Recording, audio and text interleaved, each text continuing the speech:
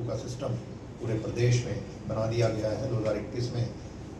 मुख्यमंत्री जी और गृह मंत्री जी के नेतृत्व में वो एक बड़ा काम हुआ और उसकी करीब करीब 700 हमारी ERVs हैं, स्टाफ है जो फील्ड में तैनात है। और पिछले महीने की जब उसकी रिव्यू की तो 8 मिनट 28 सेकंड का एवरेज आया रेस्पॉन्स टाइम, तो वो भी अच्छा है। तो उसमें ही उसी सिस्टम को और इस्तेमाल करेंगे हम। उसी में ये सुविधा आज से शुरू की है कि कोई भी महिला हो, वैसे भी है जिनको ये लगता है कि कभी ना कभी उनको 112 पे कॉल करके कोई ऐसी समस्या आ सकती है जो उनको ज़रूरत पड़े 112 पे कॉल करने की, तो उस वक्त उनको अपना नाम बताने में, अपना पता बताने में समय ना लगाना पड़े, तो आज से ही रजिस्टर कर सकते हैं। तो कोई भी वर्किंग वूमन है या कोई PGs हैं लड़कियों की,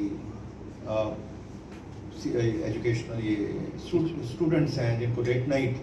भी चलना पड़ता है, घर से बाहर रहना पड़ता है, तो वो 112 पे नॉर्मल कॉल करके अपने आप को रजिस्टर कर सकते हैं। वो डेटा हम परमानेंट उसमें रखेंगे। तो उस नंबर से अगर कभी भी कॉल आई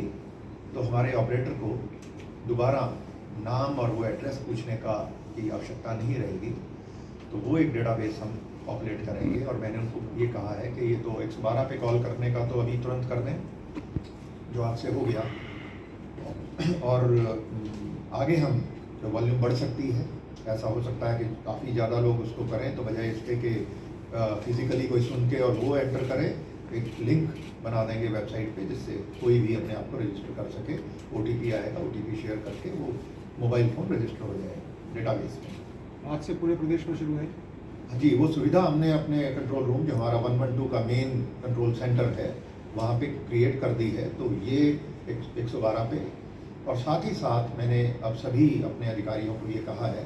कि दूसरा बड़ा एक जो चिंता का विषय होता है वो है ट्रांसपोर्ट। जब भी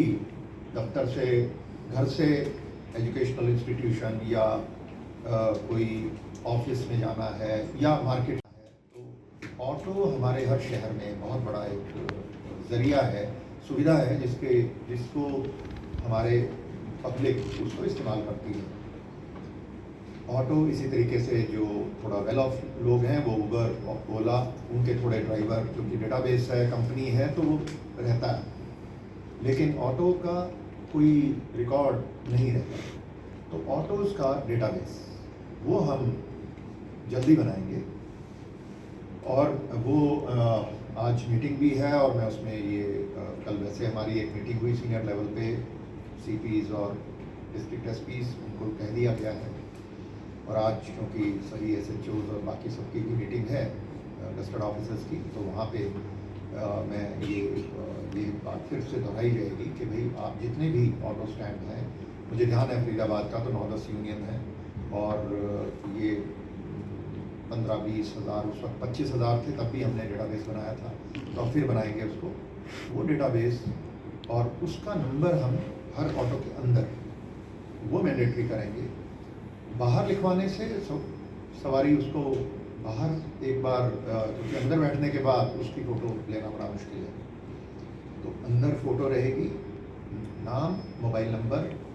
तो कहीं भी अगर किसी महिला को या कोई भी और यात्री है जिसको ये लगता है कि कुछ व्यवहार अच्छा नहीं है या कोई हरासमेंट की बात है, तो वो फ़ोटो खींच के, और नंबर अगर रजिस्टर्ड है पहले से, तो उस रजिस्टर्ड नंबर से जब मैसेज 112 पे जाएगा तो समझ में आएगा उनको बिना फ़ोन किए ही कि ये कोई इशू है इस ऑटो में या इस टैक्सी में। तो वो चीज़ हमने डेटाबेस बनाने का एक काम करके उसको इंटीग्रेट हम अपने डेटाबेस में 112 पे रखेंगे। तो और एक यूनिक नंबर हम हर ऑटो का, उसमें वो भी एक मेंशन होगा यूनिक नंबर से। अगर फरीदाबाद का FBD 1064, तो वो नंबर है, अगर उसी का चला गया एक WhatsApp, फ़ोटो खींच के ही भेज दी, तो 112 पे जो ऑपरेटर हैं उनको पता रहेगा कि ये 112 जो नंबर आया है ये कविता का है, ये यहाँ की रहने वाली हैं और ये ऑटो इसमें है, तो कोई ना कोई इशू है, तो you can call the auto driver और you can call the girl, either way उसको तुरंत रिलीफ देने का जो काम है वो बीट सिस्टम था पुराने समय से, उसकी एक बेहतर फॉर्म है, बेहतर उसका स्वरूप है और उसको हमें मजबूत बनाना है। तो ग्राम प्रहरी हमारे कामयाब होते हैं उसकी, तो हर वार्ड में और ग्राम कुछ वार्ड प्रहरी हैं शहरी इलाकों में और गांव में ग्राम प्रहरी हैं। तो हमारी जो ये नशे की समस्या है, क्राइम की समस्या है, हमारी जो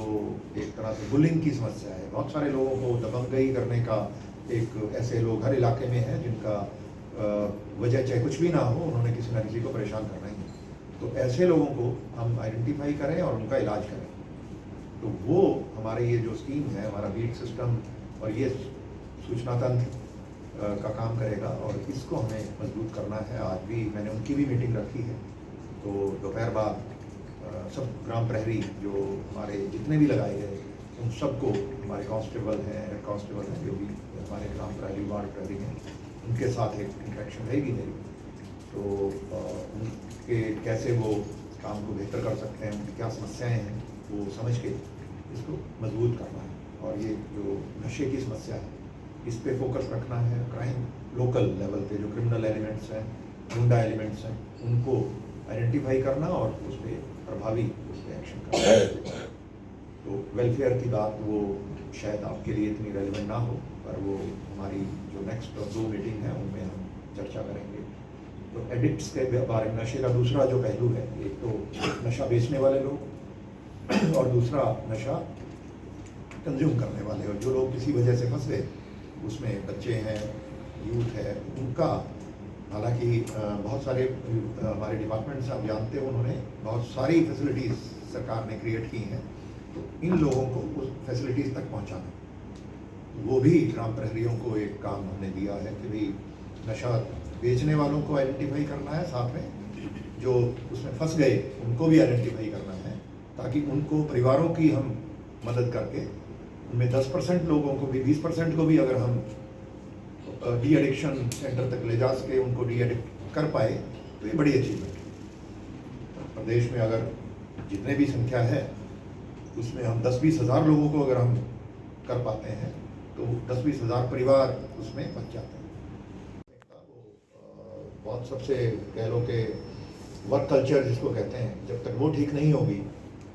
तो कोई भी विभाग और कोई भी ऑर्गेनाइजेशन परफॉर्म नहीं कर सकती। तो उसमें सबसे बड़ी ड्यूटी है, वो मैं तो अपनी ड्यूटी मानता हूँ, वो ये है कि अच्छे लोग उनको बढ़ावा देना और निकम्मों को निकम्मा कहना, और उनको सख्ती से जो सुधर सकते हैं उनको सुधारना, जो नहीं सुधर सकते हैं तो उनको रास्ता दिखाना। वो होगा। एक मिनट उसमें कोई इसके लिए हालांकि हमारा एंटी करप्शन ब्यूरो है और मैं डीजी एसीपी भी हूँ अभी भी, तो वो चार्ज भी है मेरे पास। और लेकिन एज डीजीपी ये जो इस तरीके के एलिमेंट्स हैं तो उनको भी सख्ती से निपटा गया।